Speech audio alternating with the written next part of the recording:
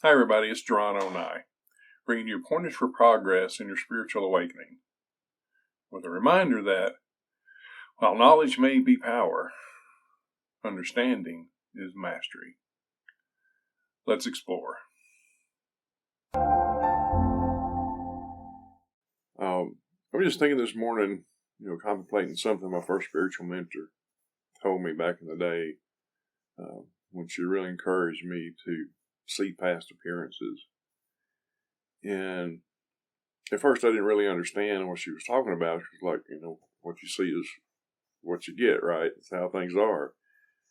But the thing about it is appearances aren't really about appearances. It's not what we see, it's how we interpret what we see.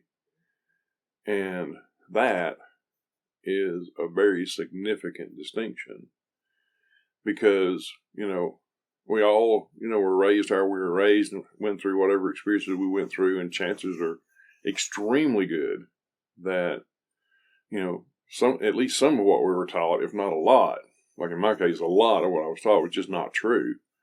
And, it's like when you're conditioned to be in fear mode all the time, then you can't see clearly. And then if you're, triggered into anger or judgment, stuff like that, you're definitely not seeing clearly. And even if you're seeing to some extent what's going on, you're not seeing the whole picture. And then there's no understanding. If there's no understanding, there's no peace. And, it seems to me that part of the point of a spiritually evolving path is to grow into a greater sense of peace and a depth of peace, and a peace that doesn't exist just when circumstances are to our liking, but that exists regardless of circumstances. And, in a polarity-based version of reality, it's all about reacting to what's going on the outside and not really response from within. And, to me, what evolving means is shifting our reference point. Chokai, one of the ET masters I channel, is really fond of saying life is a game of perspectives.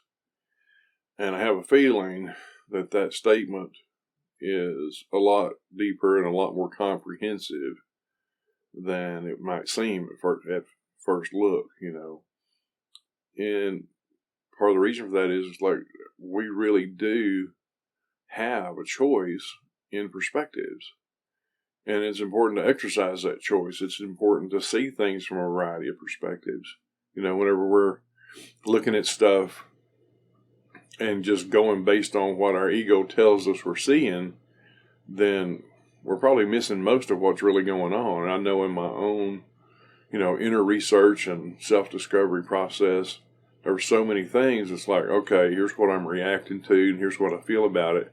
But now what's really going on is not just about where it comes from, but to see it as it really is, and it's that unbiased or objective perspective that can make all the difference. Because, if we're judging stuff, then we're stuck with it. And if we're trying to avoid stuff, it's going to just keep clinging to us. And so, it's like to be able to look honestly at the things that are going on in our lives, the circumstances, the people, it's like what they said, what they did, that sort of thing, and pay more attention not to what they said, but to what I heard, and not to what they did, but to what I saw, because that's something I can do something about. I can't change necessarily the circumstances, external circumstances or events, but I absolutely can change my perspective of them so that I'm at peace, so that I'm optimistic, so that I'm open to more of what's really meaningful in life. And, it can be hard to do that sometimes, especially if we hadn't had a lot of practice with it, but practice absolutely does make progress. And the more we practice, the better we get, to the point where we're basically stepping out of that ego-based framework of relating to our experience and stepping more into a soul-based framework of relating to our experience, which is a completely different thing. It's far more comprehensive. It's far deeper. It's far more insightful and meaningful when we do that.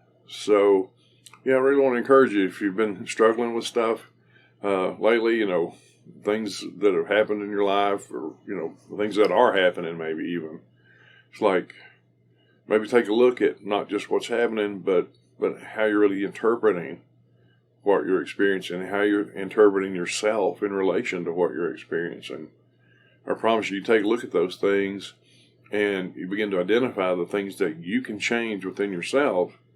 And as you do, your external reality will absolutely change to correspond, because that's how it works. It's as within, so without. So the more we identify those things within ourselves that need to change, and then change them in a way that's more aligned with our divine ideal, more aligned with our soul's reality, then the more the external experience also changes.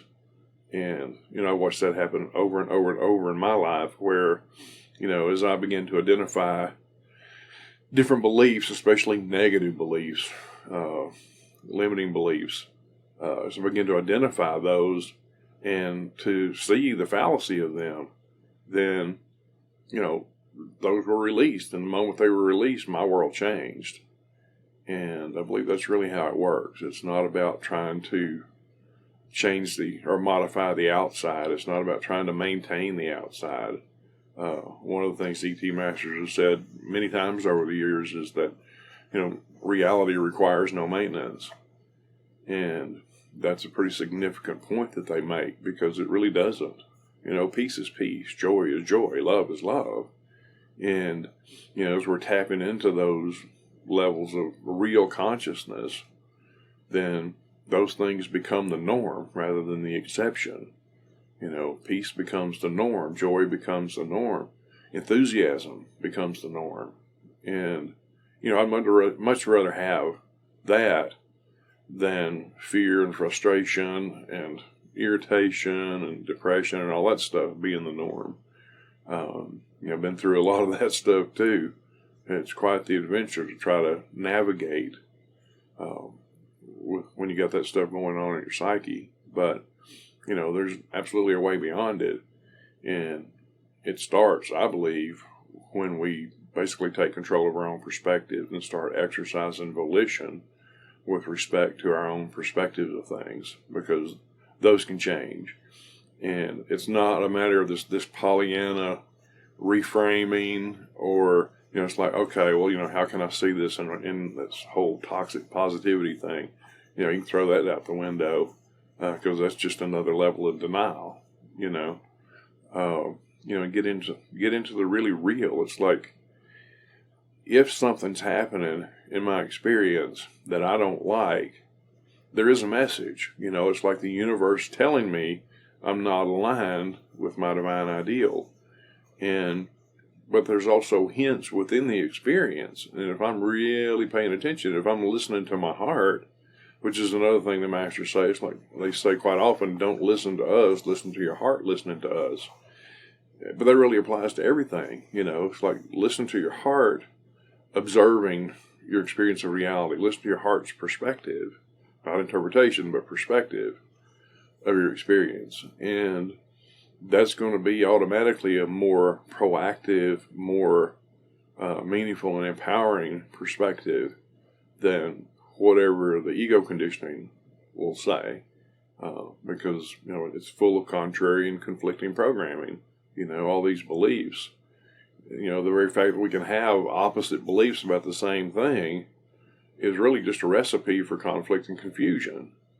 But your soul's perspective isn't conflicted. It's not the opposites. It's a unification of opposites. It's the balance, if you will, of opposites. And when you find that center point, then you can't help but be at peace. And it's okay. It's okay if you make mistakes. It's okay if things don't work out the way you want them to, because you know that there's a bigger picture involved.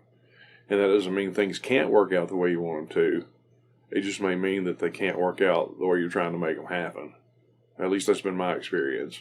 And, I would rather things work out the way they can work out, and I would rather humble myself enough to learn how the universe makes things happen or wants things to happen, and align myself with that, it just seems a lot easier than trying to divorce and fix things. That's my perspective on it. That's my take for the moment. Could change tomorrow, but right now that's where I'm at.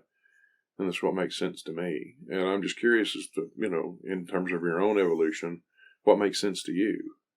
What's the thing that's like, okay, this is what the world's telling me. This is what I was raised to believe. This is what the books say or the seminar teachers say and all this kind of stuff. It's like, but what does it look like for you? Really look like for you? And that may be something similar to something you've already been exposed to, or maybe something quite different. But whatever that is, what is it for you?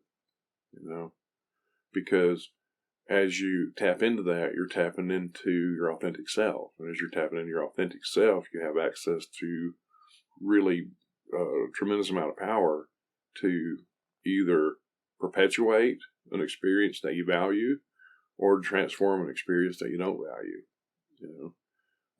So consider that. Let that be your little contemplation for the day. It's like, what is this for me?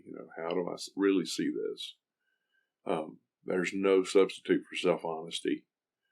Self-honesty leads yourself to very keen self-awareness. And, there's not enough books in all the libraries in the world to substitute for really keen, clear self-awareness. So, anyway, just my thoughts. Hope you're having a glorious experience of evolution, and we'll catch you next time around. Let me know your thoughts. Thanks.